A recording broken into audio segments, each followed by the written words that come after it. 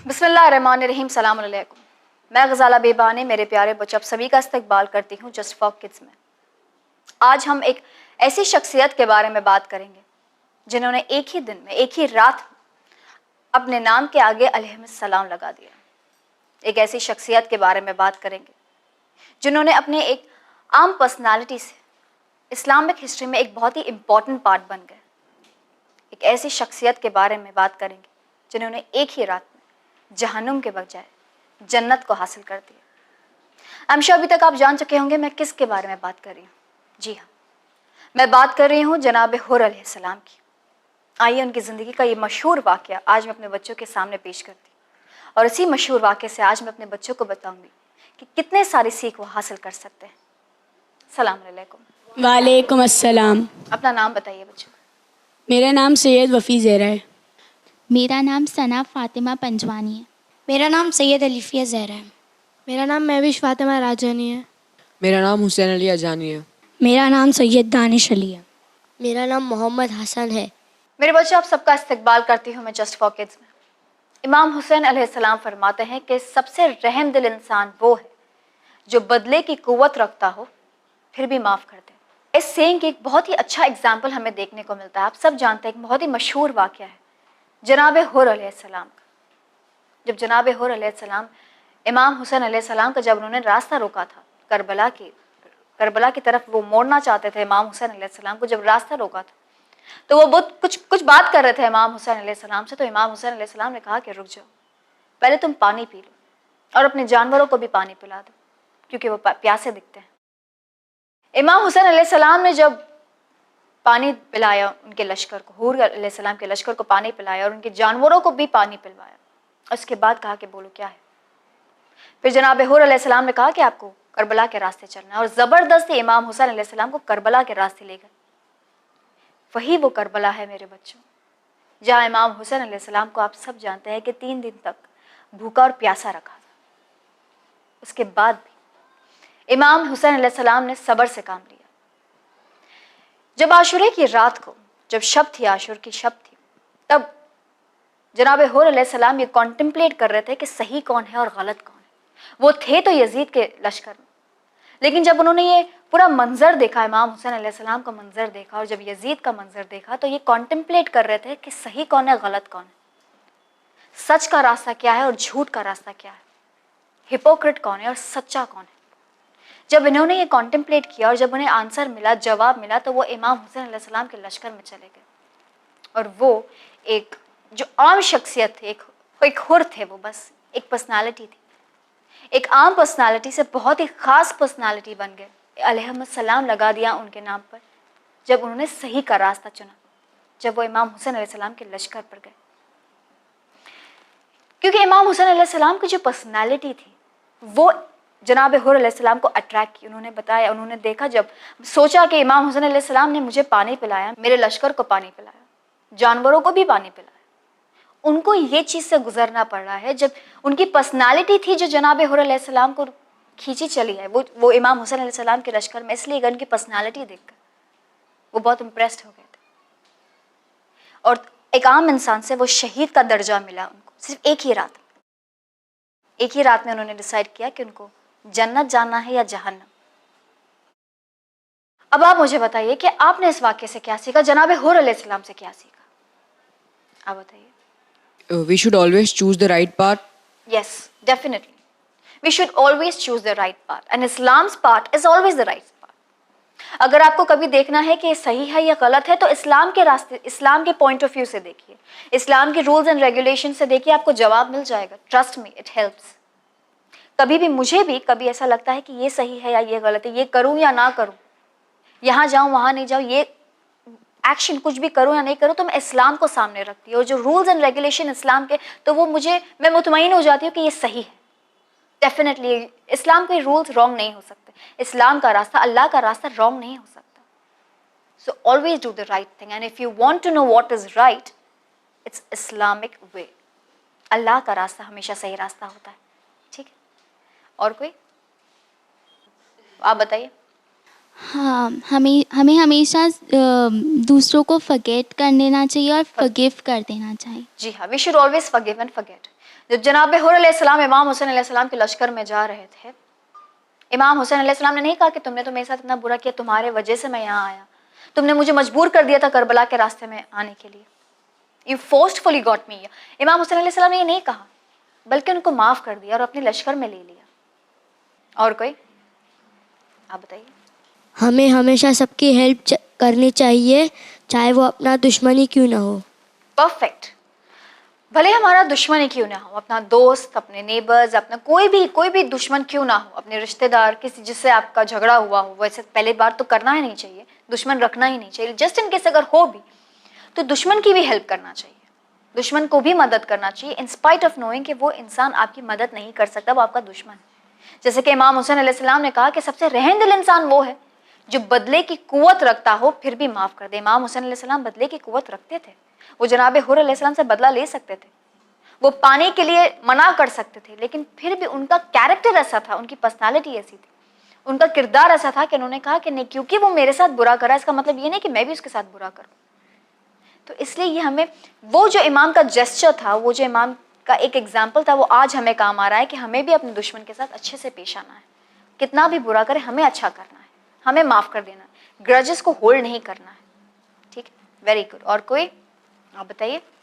हमें अपने दिल में किसी के लिए भी कीना नहीं रखना चाहिए। जी हाँ, ग्रजेस नहीं रखना चाहिए, कोई भी बुराई, कोई भी हसद, जलन नहीं रखना चाहिए, या कोई भी बुराई, जैसे उन्होंने कहा कि ग्रज नहीं रखना चाहिए। इमाम हुसैन अलैहिस्सलाम ने ये नहीं सोचा कि उस इंसान की वजह से मैं आया, उसने मेरा रास्ता रोका था, इसलिए मैं उसे पानी नहीं दूंगा, इसलिए मैं उसको अपने लश्कर में नहीं लूंगा। नहीं, इमाम हुसैन अलैहिस्सलाम ने पानी भी पिलाया उनके लश्कर, उनके जानवर को भी, और जब वो वापस आए माफ़ी मांगने के लिए तो उन्हें एक्सेप्ट भी किया। हमको ग्रजेस नहीं होल्ड करना है लोगों के खिलाफ, एंड स्पेशली हमारे रिलेटिव्स के खिलाफ।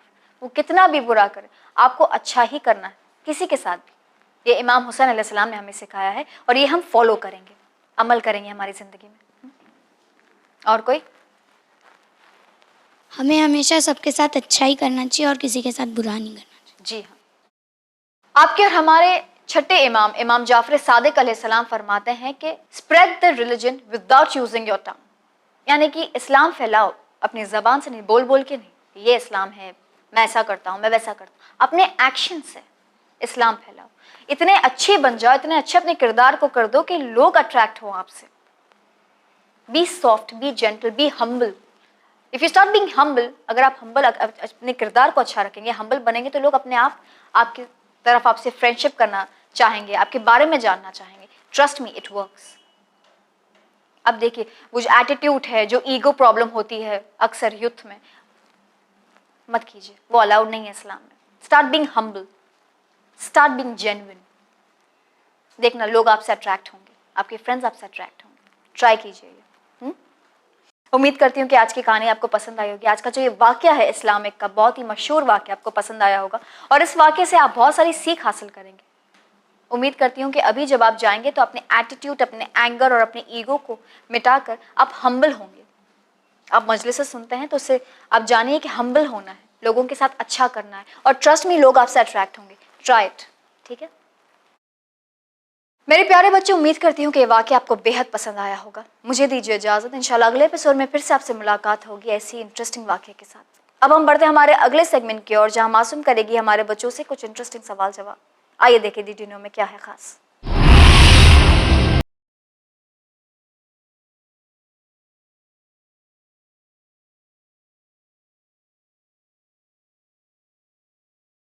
बिस्मिल्लाहिर्रहमानिर्रहीम। डियर व्यूअर्स, अस्सलाम अलैकुम। आप सभी का इस्तकबाल है हमारे सेगमेंट डिड यू नो में। नाज़रीन, इस सेगमेंट में जहां पर हम बच्चों से दुनियावी यानी कि जनरल नॉलेज क्वेश्चंस करेंगे, साथ ही साथ इस्लामिक क्वेश्चंस में हम बच्चों से करबला के मुतालिक गुफ्तगू करेंगे। जो नाज़रीन, वही करबला जिसने इमाम हुसैन अलैहिस्सलाम और करबला को हमेशा के लिए ज़िंदा रखा। जी हाँ नाज़रीन, वही करबला जिसने हमें जालिम के ख़िलाफ़ आवाज़ उठाने और बोलने का सलीका सिखाया। जी हाँ नाज़रीन, वही करबला जिसमें इमाम हुसैन अलैहिस्सलाम ने अपनी और अपने घर वालों के शहादत देकर मरती हुई इंसानियत को ज़िंदा रखा, और आज तक दुनिया इसीलिए इमाम हुसैन अलैहिस्सलाम को खिराज अकीदत पेश करती है और उन्हीं की याद को ताज़ा करने के लिए आज बच्चों से हम इस्लामिक सवालों में करबला से मुतालिक क्वेश्चंस करेंगे. So kids, are you all ready? Yes. Okay, we will start with girls. Girls, आपके लिए हमारा पहला सवाल है, वाक़ई करबला कितनी हिजरी में वाक़ हुआ था? द इंसिडेंट ऑफ करबला जो है वो कौन सी हिजरी में वाक़ हुआ था? गर्ल्स, आपके लिए सवाल है, आप जानती हैं वफ़ी?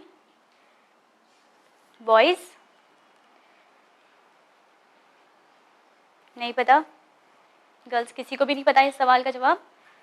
अच्छा, मुझे ये बता सकते हैं कि इमाम हुसैन अलैहिस्सलाम कौन सी तारीख को, मुहर्रमुल हराम की कौन सी तारीख को करबला पहुँचे थे? सेकंड. जी, 2 माह मुहर्रमुल हराम, और जो हिजरी थी वो थी 61 हिजरी, 61 हिजरी. ओके, चलिए अब हम अगले सवाल की तरफ बढ़ते हैं जो कि बॉयज़ आपसे हैं. आप हमें बताइए, असरे आशूर किस इमाम की शहादत हुई? आशूर किस इमाम की शहादत हुई? जी हुसैन बताइए. इमाम हुसैन अलैहिस्सलाम. जी, असरे आशूर जिस इमाम की शहादत हुई उनका नाम है इमाम हुसैन अलैहिस्सलाम. और उनके साथियों, कितने साथी थे उनके? जी बताइए मोहम्मद हसन. 72. जी, इमाम हुसैन अलैहिस्सलाम के 72 कंपेनियंस थे, यानी कि 72 साथी थे. Very good. चलिए अगला सवाल गर्ल्स आपसे है. आप हमें बताइए कि करबला में इमाम हुसैन अलैहिस्सलाम की फ़ौज के सरदार कौन थे, लश्कर के अलमदार कौन थे? जी वफ़ी, आप बताइए. हज़रत अब्बास अलैहिस्सलाम. जी वेरी गुड. मौला अब्बास अलैहिस्सलाम इमाम हुसैन अलैहिस्सलाम की लश्कर के अलमदार थे और फ़ौज के सरदार थे. क्या रिश्ता था इमाम हुसैन अलैहिस्सलाम और मौला अब्बास अलैहिस्सलाम के दरमियान? अल्फिया बताइए. ब्रदर्स. जी वेरी गुड, ब्रदर्स, भाई थे दोनों. जी, हमारा अगला सवाल बॉयज़ आपसे है. जैसे कि हमने आपसे बताया था कि 72 कंपेनियंस शहीद हुए थे इमाम हुसैन अलैहिस्सलाम के. आपको हमें ये बताना है कि करबला में सबसे छोटे शहीद का क्या नाम था? जी बताइए हुसैन. जनाब अली असगर. जी, जनाब अली असगर अलैहिस्सलाम सबसे छोटे शहीद थे. क्या एज थी उनकी? 6 months. Yes, 6 months. Very good, माशाल्लाह. चलिए हमारा अगला सवाल गर्ल्स आपसे है. आप हमें बताइए, करबला में इमाम हुसैन अलैहिस्सलाम ने आखिरी नमाज कैसे और कौन सी पढ़ी? हम सब जानते हैं कि मौला हुसैन अलैहिस्सलाम ने सजदे में सर दिया है. आपको हमें बताना है कि इमाम हुसैन अलैहिस्सलाम ने आखिरी नमाज कैसे और कौन सी पढ़ी? जी सना बताइए. ज़ोहर. जी, कौन सी नमाज पढ़ी? तो आंसर है ज़ोहर की नमाज. और कैसे पढ़ी? जंग की हालत में. तीरों की बौछार में, तीरों के दरमियान पड़ी. इससे हम एक सीखते हैं. कोई बता सकते हैं कि क्या है? किस तरह इमाम हुसैन अलैहिस्सलाम ने, जी बताइए मोहम्मद हसन. हम किसी भी हालत में हो पर हमें नमाज अदा करनी चाहिए. जी, इमाम हुसैन अलैहिस्सलाम ने कब नमाज अदा की, कब अदा करके हमें बताया? इनफैक्ट अपना जो सर दे दिया इस्लाम को बचाते बचाते, वो भी सजदे में दिया. इससे हमें पता चलती है नमाज की इम्पोर्टेंस. ओके, आप लोग सब लोग, आई होप करके आप सब लोग अल्हम्दुलिल्लाह नमाज पढ़ते हैं. यस. माशाल्लाह, very good, I am very happy. चलिए हमारा अगला सवाल बॉयज़ आपसे ही है. आप हमें बताइए, करबला में इमाम हुसैन अलैहिस्सलाम के मौज़िन का क्या नाम था? करबला में इमाम हुसैन अलैहिस्सलाम के मौज़िन का क्या नाम था? मौज़िन मीन्स जो अजान देते हैं. जी, क्या नाम था? उनकी अजान बहुत फेमस है. जी, जनाब अली अकबर. जनाब अली अकबर अलैहिस्सलाम. जी, और इमाम हुसैन अलैहिस्सलाम के क्या लगते थे जनाब अली अकबर अलैहिस्सलाम? जी बताइए मोहम्मद हसन. बेटे. जी बेटे. जैसे कि आपने हमें आंसर किया था कि अली असगर, जनाब अली असगर अलैहिस्सलाम जो छोटे शहीद हैं वो भी इमाम हुसैन अलैहिस्सलाम के बेटे हैं, और जो जनाब अली अकबर अलैहिस्सलाम है जो कि करबला में मौज़िन थे वो भी इमाम हुसैन अलैहिस्सलाम के बेटे हैं. और यहाँ तक हदीसों में मिलता है कि इमाम हुसैन अलैहिस्सलाम ने यहाँ तक कहा है कि अल्लाह इन्हें जितने भी बेटे अता करता तो वो सबका नाम चाहते थे कि अली रखें. ओके. और एक और बात, जनाब अली अकबर अलैहिस्सलाम करबला में इमाम हुसैन अलैहिस्सलाम के मौज़िन थे, और वैसे इमाम हुसैन अलैहिस्सलाम के मौज़िन थे हज्जाज बिन मसरूक. ओके, कोई रिपीट कर सकता है? हज्जाज बिन मसरूक. जी गर्ल्स. जी वफ़ी, आप रिपीट किए. Hajjaj bin Masruq. Very good. अब हम बढ़ेंगे हमारे कौन से सवालों की तरफ? General knowledge. अब हम बढ़ेंगे जनरल नॉलेज क्वेश्चंस की तरफ, and we will start with boys. Boys, which is the smallest country in the world? सबसे छोटी कंट्री कौन सी है? It is area wise also small and population wise also small. जी हुसैन बताइए. Vatican City. जी, वेटिकन सिटी पॉपुलेशन के लिहाज से, आबादी के लिहाज से भी और एरिया वाइज ज्योग्राफिकली भी ये कंट्री सबसे छोटी कंट्री है. It is the smallest country. Very good Hussain. My next question to girls is name any one non Indian who was awarded Bharat Ratna. Non Indian का नाम बताइए जिन्हें भारत रत्न अवार्ड मिला है. भारत रत्न जो कि हाईएस्ट सिविलियन अवार्ड है इंडिया का, रिपब्लिक ऑफ इंडिया का. आपको हमें बताना है कोई भी एक नॉन इंडियन जिनको ये अवार्ड मिला है. नहीं पता? अच्छा, मैं आपको एक हिंट देती हूँ. ये जिन्हें ये अवार्ड मिला है, he was the former president of South Africa. जी, जानते हैं आप? बताइए Hussain. Nelson Mandela. Very good. He was Nelson Mandela. Nelson Mandela को इसलिए अवार्ड दिया गया था क्योंकि उनके जो प्रिंसिपल्स थे वो ज़्यादा इंस्पायर्ड थे महात्मा गांधी जी से, और इन्हें ये अवार्ड मिला था जो कि भारत रत्न अवार्ड है इन द ईयर 1990. और इसके अलावा जो कि मदर टेरेसा हैं, जो कि नेचुरलाइज सिटीजन हैं इंडिया की, इन्हें भी अवार्ड मिल चुका है इन द ईयर 1980. और इसके अलावा एक पाकिस्तानी सिटीजन है जिनका नाम है खान अब्दुल गफ्फार खान, इन्हें भी अवार्ड मिल चुका है इन द ईयर 1987. यही एक्सेप्शन है, अदरवाइज जितने भी अवार्ड्स अब तक मिले हैं वो इंडियन सिटीजन्स को ही मिले हैं. ठीक है, चलिए अब बढ़ते हैं हमारे अगले सवाल की तरफ. गर्ल्स, मैं ये सवाल आपसे करूंगी क्योंकि इसका आंसर हमने बॉयज से लिया है. तो गर्ल्स, आपके लिए सवाल है, in which country you would be if you spend in yens. अगर आप येन्स में, आपकी करेंसी येन है, तो कौन सी कंट्री में हैं आप? If you are spending in yens, in which country you are?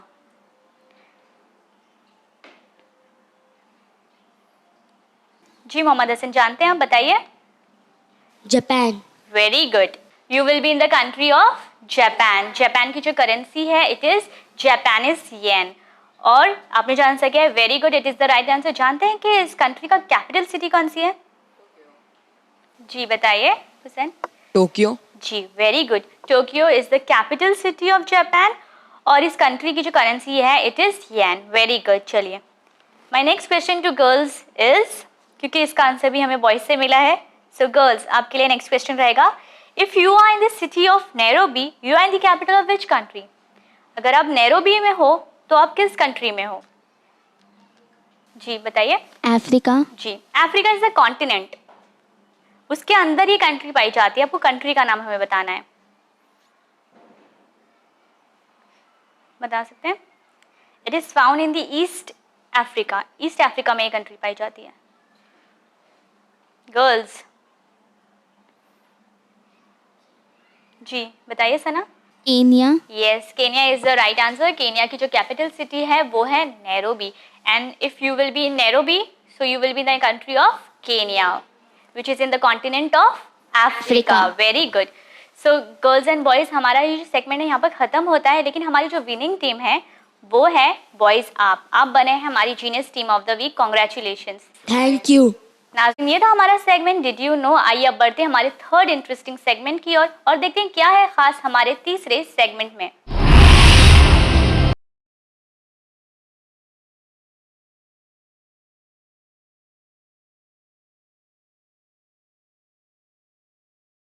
बिस्मिल्लाहिर्रहमानिर्रहीम. डियर व्यूअर्स, सलामुन अलैकुम. आप तमाम का तहे दिल से इस्तकबाल है हमारे तीसरे सेगमेंट अमेजिंग फैक्ट्स में.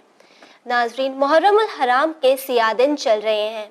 इसी बात को जहन में रखते हुए आज हम हमारे सेगमेंट में एक ऐसी कंट्री की बात करेंगे जिसकी सिटी को द होम टू इमाम हुसैन अलैहिस्सलाम श्राइन कहा जाता है.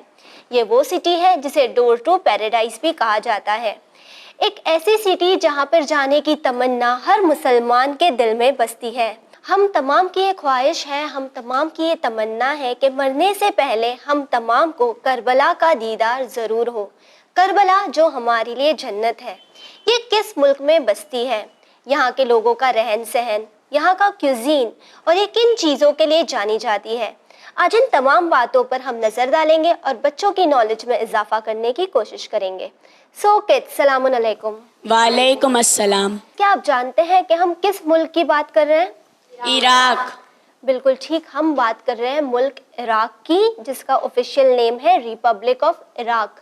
इराक के मायने हैं डीप रूटेड या फर्टाइल, यानी यहाँ की जो ज़मीन है वो फर्टाइल है और इसका सबसे बड़ा हमें अंदाज़ा इस बात से हम लगा सकते हैं कि एग्रीकल्चर के वजह से यहाँ के लोगों को काफ़ी ज़्यादा फ़ायदा होता है। दुनिया में खजूर, जो कि ज़्यादातर सऊदी अरेबिया के नाम से जाने जाते हैं, आपको जानकर हैरत होगी कि Iraq is also said to be one of the finest producers of dates. Wow. और यहाँ का नेशनल बर्ड है चकर पैट्रिच। याद रहेगा? यस। मोहम्मद हुसैन, आप रिपीट कर सकते हैं कि यहाँ का नेशनल बर्ड क्या है? चोको पैट्रिच। बिल्कुल ठीक। इराक जो कि एक वेस्ट एशियन कंट्री है, ये अपनी सरहदें, अपनी बॉर्डर्स काफ़ी सारी कंट्रीज के साथ शेयर करती हैं। तो किड्स, आप हमें बताएं कि वो कौन से मुल्क हैं जो अपनी सरहदें इराक के साथ शेयर करते हैं? वफ़ी, आप बताएं। Iran. Iran, very good. Saudi Arabia, very good. Syria. Syria, very good. आप बताएं। Turkey. Turkey, very good. Kuwait. Kuwait, right. Saudi Arabia, Turkey, Syria, Iran, Jordan, इन तमाम मुल्क के साथ इराक अपनी बॉर्डर शेयर करता है। वैसे जैसे हम जिक्र कर रहे हैं इराक का, तो इराक आजकल खबरों में बम धमाके और ISIS के वजह से आम है, लेकिन इराक की काफ़ी सारी ऐसी क्वालिटीज़ है, काफ़ी सारे ऐसे फैक्ट्स हैं जो आप तमाम को हैरत में डाल देंगे। जानना चाहेंगे आप लोग? यस। क्या आप जानते हैं कि 60 seconds makes a minute and 60 minutes makes an hour कहाँ इन्वेंट हुआ था? इराक ही वो ज़मीन है जहाँ पर इस बात का इंतखाब किया गया था कि 60 seconds makes a minute and 60 minutes makes an hour, ये ऐसी चीज़ होती है। ये जो टाइम लैप्सेस है, इसको डिस्कवर इराक में ही किया गया था रिसर्चर्स के मुताबिक। और इतना ही नहीं, जो राइटिंग सिस्टम है, यानी कि पहले के ज़माने में जो चीज़ें लिखकर याद की जाती थी, यानी writing was also originated in Iraq. Sources का ये मानना है कि पहले के लोग एंशिएंट सिविलाइजेशन में, जो लोग इराक में रिहाइश पजीर थे, ये लोग क्ले के साथ, मड के साथ लिखते थे और उस चीज़ को प्रिजर्व करते थे। और काफ़ी हज़ारों साल पहले यही तरीका था जहाँ पर जाकर राइटिंग ओरिजिनेट हुई थी। Yes, it's really amazing. आप हमें ये बताएं कि जैसे कि हमने आपसे कहा कि डेट्स का जो प्रोडक्शन है वो इराक में काफ़ी ज़्यादा है, इसके अलावा एक और खाने की अशिया ऐसी है जिसका जिक्र कुरान मजीद में भी किया गया है और जो कि हमारी सेहत के लिए काफ़ी ज़्यादा मुफीद भी है। इसका प्रोडक्शन भी इराक में काफ़ी ज़्यादा होता है और इसकी क्वालिटी के लिए दुनिया भर में जानी जाती है। तो आप बता सकते हैं हमें कि हम किस चीज़ की बात कर रहे हैं? नाविश, आप बताएं। हनी। हनी, बिल्कुल ठीक। हम बात कर रहे हैं हनी की, यानी शहद की। जो इराकीज़ है, जो यहाँ के लोग हैं, ये तकरीबन 5000 साल से इन हनी बीज को पाल रहे हैं, इनका ख्याल कर रहे हैं, जिसके ज़रिए यहाँ पर हनी प्रोड्यूस किया जाता है। हम किसी भी मुल्क की बात करें, किसी भी कंट्री की बात करें, तो जो सबसे ज़्यादा इम्पॉर्टेंट चीज़ होती है वो यहाँ की क्लाइमेट होती है। तो किड्स, आपको क्या लगता है कि क्लाइमेट के लिहाज से, मौसम के लिहाज से इराक का मौसम कैसा होगा? आप बताएं Alfiya. Seasonal climate majority hot है।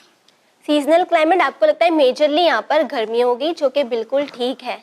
इराक एक डेजर्टेड एरिया है, यहाँ पर आपको ज़्यादातर सहरा ही नज़र आएगा, जिसकी वजह से यहाँ का जो क्लाइमेट है वो काफ़ी ज़्यादा गर्म होता है। Okay, yes. जैसे कि हमने आपसे जिक्र किया था राइटिंग का, कि किस तरह राइटिंग ओरिजिनेट हुई थी इराक में। राइटिंग ओरिजिनेट हुई थी मेसोपोटामिया में, जो कि एक बहुत ही ज़्यादा एंशिएंट सिविलाइजेशन है। ये वो सिविलाइजेशन है जो इराक में तकरीबन हज़ारों साल पहले मौजूद था। और मेसोपोटामिया के मायने होते हैं बिटवीन टू रिवर्स, यानी कि वो लोग जो दो रिवर्स के बीच की ज़मीन पर रहते थे। क्या आप ये बता सकते हैं हमें कि हम कौन से दो रिवर्स की बात कर रहे हैं? आप एक रिवर बहुत आसानी गैस कर सकते हैं, बताएं वफ़ी। नहर फुरात। नहर फुरात, यानी कि रिवर यूफ्रेट्स।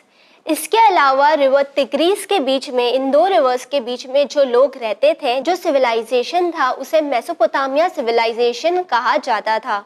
और यहाँ के जो लोग थे, इन्होंने क्ले की मदद से राइटिंग को इन्वेंट किया था। यानी जब भी कोई चीज़ इन लोगों को लिखना होता था तो वो मड के ज़रिए, क्ले के ज़रिए ज़मीन पर लिखते थे। याद रहेगा? यस। हमने बात की इराक के नेशनल एनिमल की, नेशनल बर्ड की। हमने काफ़ी सारे फैक्ट से आपको रूबरू करवाया। किसी भी मुल्क में एक चीज़ बहुत ही ज़्यादा इम्पॉर्टेंट होती है, वो यहाँ के जो लोग हैं वो एक दूसरे से कौन सी लैंग्वेज में बात करते हैं, वो कौन सी ज़बान है जिससे यहाँ के लोग एक दूसरे से कम्युनिकेट करते हैं। तो आप हमें ये बताएं कि आपको क्या लगता है वो कौन सी लैंग्वेजेस है जिसमें लोग इराकीस कम्युनिकेट करते हैं? आप बताएं Hussain. Arabic. Arabic, very good. आप बताएं। Persian. Persian, very good. Arabic और पर्शियन के अलावा यहाँ के जो लोग हैं वो कर्डिश और असीरियन लैंग्वेज में भी बात करना पसंद करते हैं। यहाँ के लोग पर्शियन में इसलिए बात करना प्रेफर करते हैं ताकि यहाँ पे काफ़ी ज़्यादा जो तादाद है वो ईरानीज की है जो अपने साथ पर्शियन ज़बान को यहाँ पर ले आए हैं। ओके, अब हम बात करेंगे इराकी सिटीज़ की। तो वो कौन सी इराकी सिटी है जो सबसे ज़्यादा फेमस है और सबसे वेल्थीएस्ट सिटी भी है? आप बताएं वफ़ी। करबला।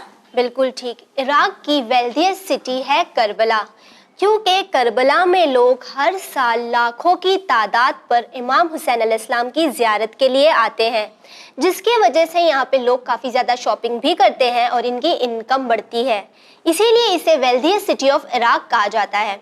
अब हम बात करेंगे यहाँ की लार्जेस्ट सिटी की। आपको क्या लगता है यहाँ की लार्जेस्ट सिटी कौन सी है? आप बताएं Hussain. Baghdad. Baghdad, very good. Baghdad is the largest city of Iraq और यहाँ का कैपिटल क्या है? सना आप बताएं। बगदाद। बिल्कुल ठीक, बगदाद यहाँ की कैपिटल सिटी भी है और ये यहाँ की लार्जेस्ट सिटी भी है। इराक में एक ऐसा वक्त आता है कि जब ये दुनिया की सबसे बड़ी गैदरिंग को विटनेस करता है, एक ऐसा मौका when Iraq witnesses the largest gathering on earth. तो आप बता सकते हैं वो कौन सा मौका है जब इराक में सबसे ज़्यादा लोग, मिलियंस की तादाद में लोग इराक पहुँचते हैं? आप बताएं हसन। अरबईन। बिल्कुल ठीक, अरबईन पर लोग लाखों की तादाद में नजफ से करबला चलकर आते हैं और ये तकरीबन 80 किलोमीटर का सफ़र तय करते हैं। और यही वो मौका है जब हमें पता चलता है कि इराकी लोग कितने खुलूस के साथ इन लोगों की खिदमत अंजाम देते हैं। क्या आप में से किसी ने वो मंजर देखा है, या आप हमें बता सकते हैं कि वो जो वॉक है, वॉक टू पैराडाइज, इसमें क्या होता है? बताएं वफ़ी। वहाँ पे वॉक पे खास ख्याल रखा जाता है ज़ायरीन का कि कोई भी भूखा प्यासा ना रहे, और जगह जगह सबीलें लगी जाती है कि कोई भी प्यासा ना रहे, सबको पानी मिले।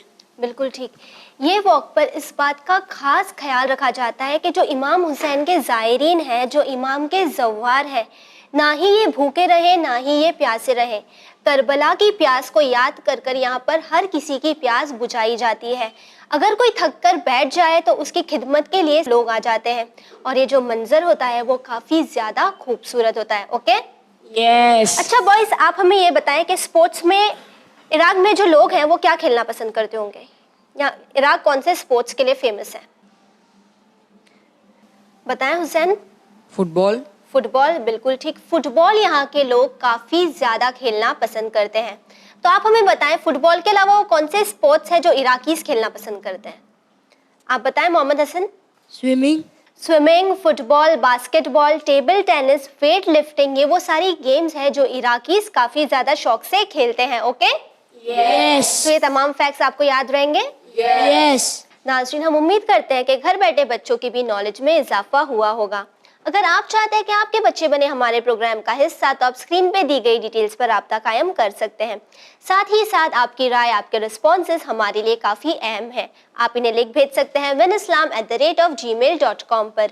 इसी के साथ टीम जस्ट फॉर किड्स को दीजिए इजाज़त, पर बने रहिए चैनल विन के साथ पैगाम इंसानियत। शुक्रिया, खुदा हाफिज़।